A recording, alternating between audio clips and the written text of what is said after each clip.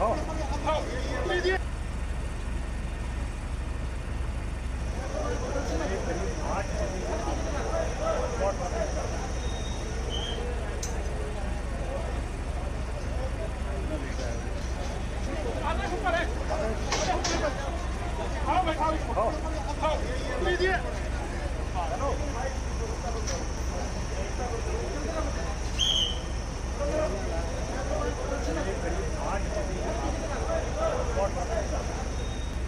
तक प्राथमिक जांच में कौन दोषी पाया गया है? जो बिल्डिंग का ऑनर है उसकी जांच की जा रही है। उसको सर 6 रूम की परमिशन थी, 25 रूम चल रहे थे सर 6 रूम की परमिशन थी, 25 रूम अभी नहीं पता, इस बारे में जानकारी नहीं है। सर कितने बजे की कॉल दमकल विभाग को मिली थी और कितने जनों को रेस्क्यू किया गया, क्या कुछ सिचुएशन बनी? देखिए 8:50 पे दिल्ली फायर सर्विस को कॉल मिली थी। 8:51 पे गाड़ियों को भेजा गया था। इनिशियली 7 गाड़ी टर्न आउट हुई थी, फिर कॉल्स जैसे ज्यादा आई हैं तो उसके बाद और गाड़ियां टर्न आउट करी गई हैं। जो हमारी टीम मौके पर पहुंची थी उन्होंने आते ही 37 लोगों को इस बिल्डिंग से निकाला है, रेस्क्यू किया है और अभी उनका स्टेटस मेरे पास नहीं है। हम पता कर रहे हैं हॉस्पिटल से कि उनका क्या स्टेटस है।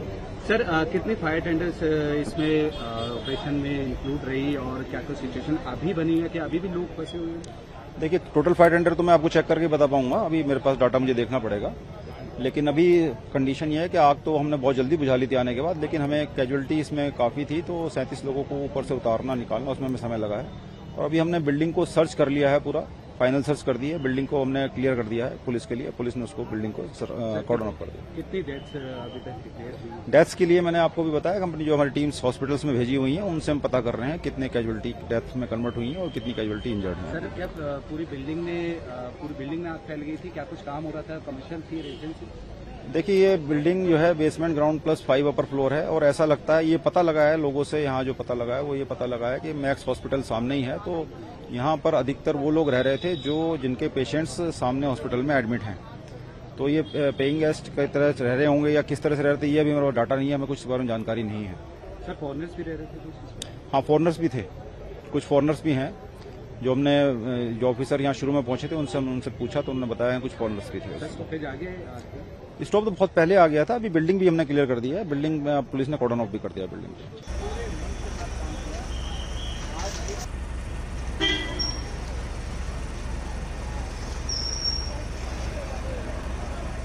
मैं जस्ट सो के उठा ही था तो मुझे शोर आने लग गया कि आग लगी तो मैं बाहर जैसे निकल के आया तो इस बिल्डिंग में से धुआं निकल रहा था पहले स्टार्टिंग में और लोग first floor, second floor, third floor से लटक रहे थे कूदने के लिए कि हमें बचा लो, हमें बचा लो, हमें बचा लो, हमें बचा लो।